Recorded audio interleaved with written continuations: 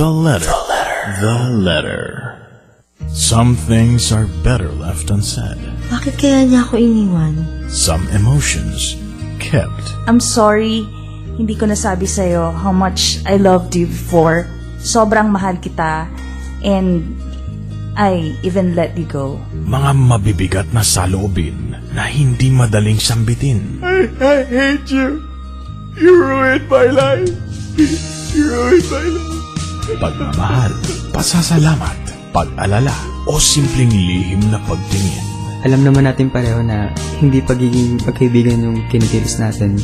Pero yung pinapadama mo sa akin, yung kinikilos mo towards me, it's more than that. I can honestly say na I love this person. Don't keep it to yourself any longer. You have a friend in Papa Jack. The letter. The letter. Sulat na.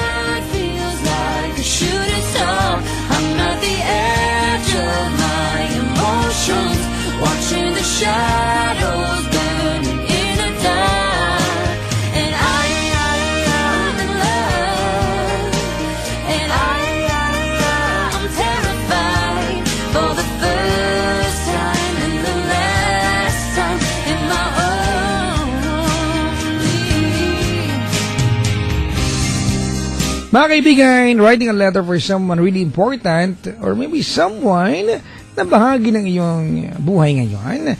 Yan naman ay naging bahagi na nakaraan mo dati, di ba? Na ngayon ay hindi na bahagi ng ngayon mo. Ang gulo nun, ha? And yet, you're still affected. Gawa ka ng sulat at i-share mo sa aming website. www.loveradio.com.ph. And who knows? Mabigyan daan natin yan. Kung hindi mabigyan ng daan, basta ang sulat galing sa puso. Nagsulat ka ng alam mong puso ang ginamit, well then, alam mo na gagaan niyang pakiramdam mo. Tonight, our second letter is the letter from Donna para kay Richard. Si Donna ay 29 from Pangasinan at si Richard naman ay 39 from, and tonight he is in Hamburg, Germany. Layo, ano? Sa Hamburg, diyan ba galing ang salitang hamburger? Donna to Richard, Pangasinan to Hamburg, Germany. Hacks! Ang kabuuan ng letter ni Donna for Richard, pakinggan po natin. Here we go. TLC. True Love Conversations. The letter. The letter. TLC. The letter. The letter. The letter. Sabi ni Donna para kay Richard, Dear baby, The letter. I just want to say thank you for proving me na hindi lahat ng lalaki sa barko ay babaero. Knowing na malapit sa tukso ang mag-work sa passenger ship. I hope na sa susunod na contract mo, magkasama na ulit tayo para hindi ka nalulungkot. Thank you sa love at walang sawang tawag araw-araw na kahit sobrang busy ka at halos hindi na makaligo, gumagawa ka ng paraan para magkaroon ng oras sa akin.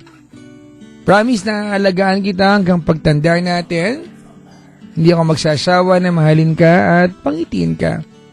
Richard, I love you so much and I will always be your baby girl and you will always be my Sir Chief. Promise? Isang contract pa, matutuloy na rin yung plan natin na magpakasal. Parang ganun kay Maya at Sir Chief kasi halos ganun ang kwento natin. Pagkakaiba lang, sa barko tayo, si Sir Chief, Chief Officer at Secretary ako. I love you so much, Richard. Napakaswerte ko kasi napakabait mo. Maalaga, mapagmahal, understanding at sobrang malambing. Bawi ako, pinag-aralan kong lutuin yung papaitan na gusto mo.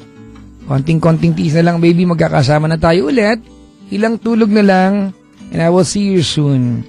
Ingat ka palagi at huwag ka makakalimot magdasal. Richard, coming from Donna.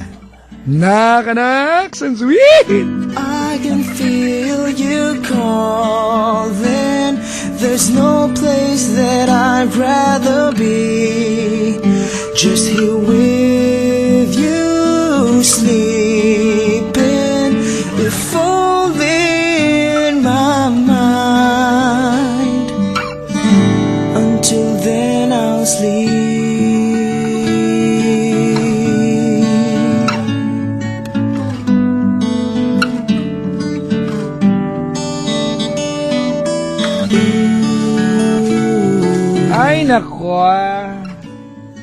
Nako. Natuwa lang ako, di ba? Oo. Ganda. Yung kanilang love story ay parang Maya and Sir Chief o di parang Papa Jack and Mahal pala din yan. Kasi parang na-pattern din kami doon. Ang pagkakaiba nga lang, malaki. Hindi yung age gap lang yata yung nakarelate ako doon. Kahit naman yung letter sender natin, di ba, 2939, oh. Congratulations to the two of you and to all the people out there, to all the lovers out there, na natagpuan nila yung taon nakalaan para sa kanila. Di ba? Yung tipong they've found that person they can be happy with, and they are with that person, and they plan to stay with that person every single day of their forever. Diba, sweet? Yee! Ginigilig ako. Gusto kong mag-darn. Nakakilig ka na. Donna! Yan. And Richard. Congratulations to the two of you. Natagpuan nyo ang bawat isa. At dinami-dami ng tao sa mundo natagpuan yung bawat isa. Dahil dyan... Parang game show naman ako. Dahil dyan, ito ang kanta ko para sa inyong dalawa. Sabi ni David Pomeranz, Born for You. No, totoo nga, di ba? Very wonderful ang buhay ng tao. Very magical when we fall in love. Di ba? Oo. Very magical when we fall in love kasi alam natin lahat na there is so many people and candidates sa buong mundong ito, and yet, natagpuan yung bawat isa. Walang paliwanag dyan. At dapat hindi ka humingi ng paliwanag. Kailangan mo lang yakapin yung pagkakataon na andyan na yung taong inilaan para sa'yo. Kasi lalim, ho! Corny ko, bad trip. David Pomeranz sa kanyang awiting Born for You. Ba't daw ako maligalig ngayon? Epekto ito mga kaibigan ng walang tulog pero pumapayat. Yak! Ay, nako. One more caller for TLC. Here we go. Too many billion people running around the planet. What is the chance in heaven that you'd find your way to me? Tell me, what is the sweet sensation? It's a miracle that's happened. Though I search for an explanation, only one thing it could be, that I was born for you. It was written in the stars. Yes, I was born for you, and the choice was never ours. It's as if the powers of the universe conspired to make you mine. Until the day I die, I bless the day I was born for you.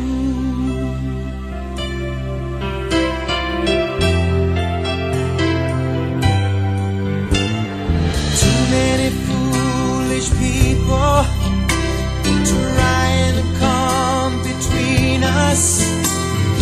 None of them seem to matter when I look into your eyes. Now I know why I belong here. In your arms I found the answer. Somehow nothing would seem so wrong here if they'd only realize that I was born for you, and that you were born for me. And in this random world, this was clearly meant to be.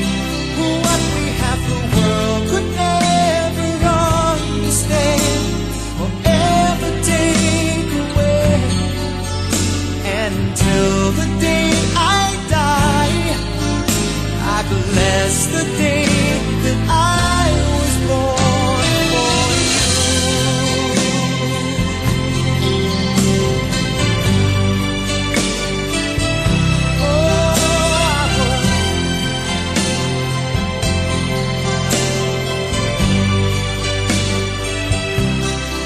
what we have, the world could never understand or ever take away.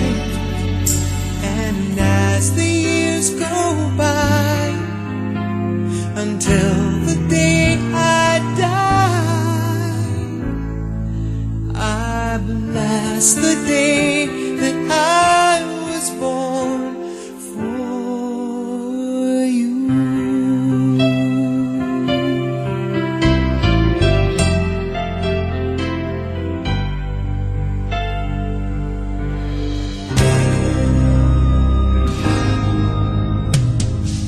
Don't hold back anymore, because when you think all's lost, there's always the letter with your friend, Papa Jack.